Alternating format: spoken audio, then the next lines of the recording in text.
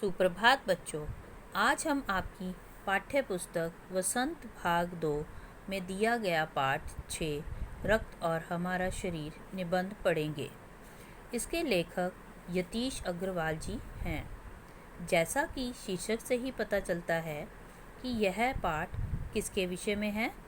यह पाठ रक्त के विषय में है। रक्त मतलब खून। तो आइए अब हम इस पाठ के बारे में विस्तार से पढ़ते हैं।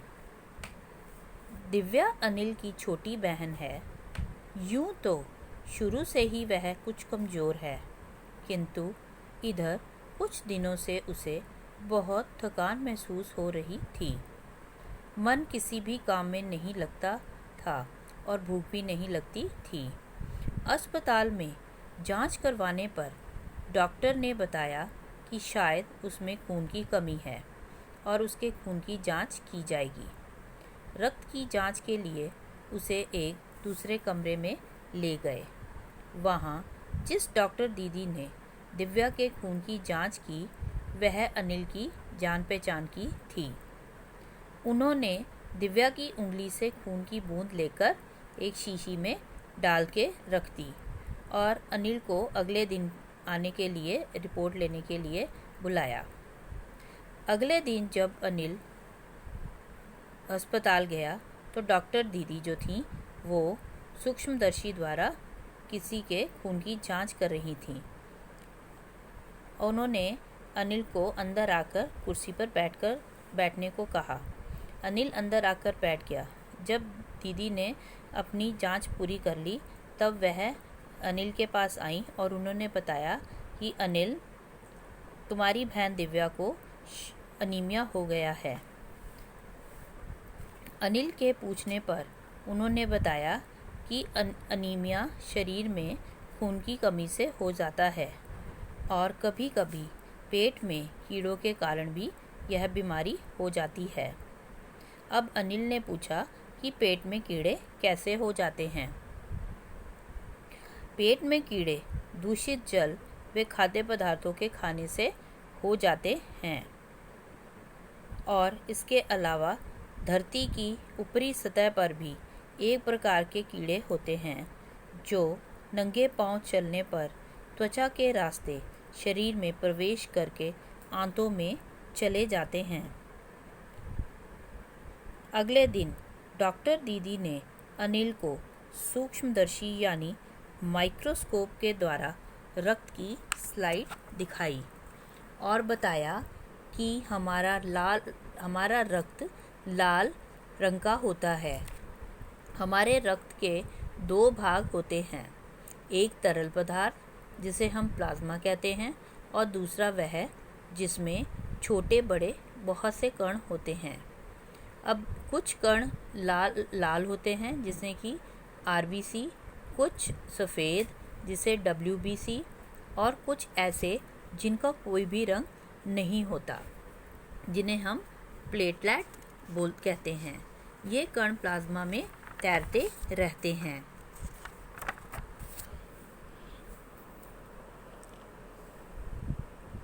डॉक्टर दीदी ने अनिल को बताया कि अगर उसे अनीमिया के बारे में जानना है तो उसे रक्त के बारे में जानना होगा।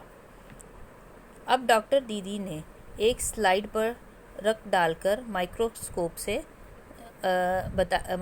से अनिल को बताया कि खून की एक बूंद में लाखों की संख्या में लाल रक्त कण पाए जाते हैं। इसीलिए इसे भानुमति का पिटारा भी कहा जाता है।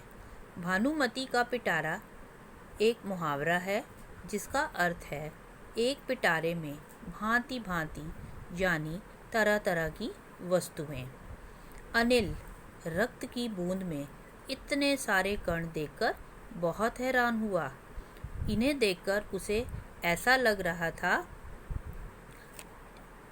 जैसे मानो रक्त में छोटी छोटी बालूशाहियाँ रखी हैं।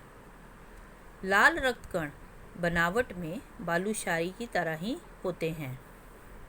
अब डॉक्टर दीदी ने लाल रक्त कण, सफ़ेद रक्त कण और प्लेटलेट कणों को कणों के कार्यों के बारे में अनिल को बताया कि ये 3 सारे प्रकार के जो रक्त कण होते हैं ये हमारे शरीर में क्या क्या कार्य करते हैं।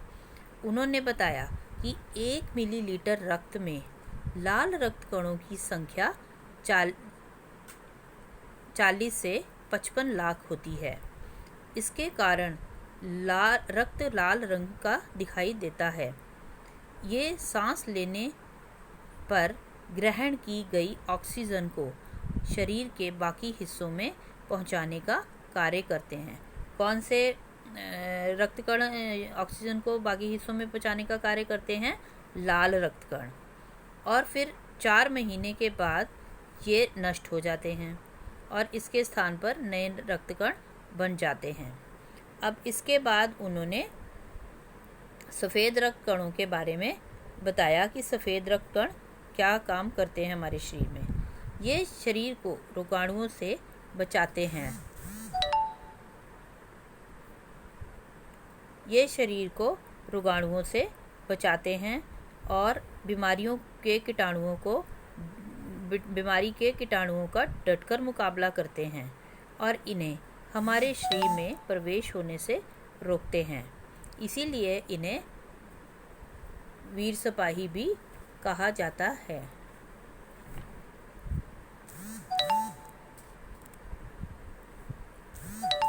प्लेटलेट कण, ये कण क्या काम करते हैं? ये कण चोट लगने पर रक्त जमाव का कार्य करते हैं। प्लाज्मा में एक विशेष प्रकार की प्रोटीन होती है जो रक्तवाहिका की कटी फटी दीवार में मकड़ी के जाले के समान जाल बुन देती है। प्लेटलेट कण इस जाल में चिपक कर उस घाव को भर देते हैं और खून आना बंद हो जाता है। उसके बाद डॉक्टर दीदी ने गहरे घाव के बारे में भी बताया कि अगर किसी व्यक्ति को गहरा घाव हो जाता है, घाव क्या होता है? जख्म, और खून आना बंद नहीं होता है उसका, तो उसे कसकर कपड़े से बांध देना चाहिए। अगर फिर भी खून बंद ना हो तो मरीज को तुरंत डॉक्टर के पास ले जाना चाहिए और टांके लगवाने चाहिए। कई बार अधिक रक्त बहने पर उस मनुष्य को या उस व्यक्ति को रक्त भी चढ़ाने की आवश्यकता पड़ जाती है। अब अनिल ने रक्तदान के बारे में पूछा कि रक्तदान किसे कहते हैं। कई बार ऐसी घटनाएं हो जाती हैं कि मनुष्य के शरीर में खून की कमी हो जाती है। ऐसे में उस व्यक्ति को खून चढ़ाया जाता है। खून की आवश्यकता केवल मनुष्य ही कर सकते हैं। इसीलिए ऐसी आपात स्थिति से निपटने के लिए ब्लड बैंक बनाए जाते हैं जहां सभी किस्मों के रक्त मिल जाते हैं। डॉक्टर दीदी ने अनिल को यह भी बताया कि 18 वर्ष से अधिक उम्र वाले स्वस्थ व्यक्ति ही रक्तदान कर सकते हैं। रक्तदान करने के बाद कुछ ही दिनों में शरीर खून दोबारा बना लेता है। एक मनुष्य के शरीर में कम 5 लीटर खून होता है। रक्तदान से हमें किसी ज़रूरतमंद व्यक्ति का जीवन बचा लेना चाहिए। अंत में अनिल कहता है कि बड़ा होकर वह भी नियमित रूप से रक्तदान करेगा जिससे वह किसी के प्राणों की रक्षा कर सके। तो बच्चों, अब आपको ये पूरा पाठ जो है अच्छे से समझ आ गया होगा। अब आप इसकी पूरी रीडिंग अच्छी से करेंगे और इसके अंदर से इंटरनल प्रश्न उत्तर ढूंढ के रखेंगे।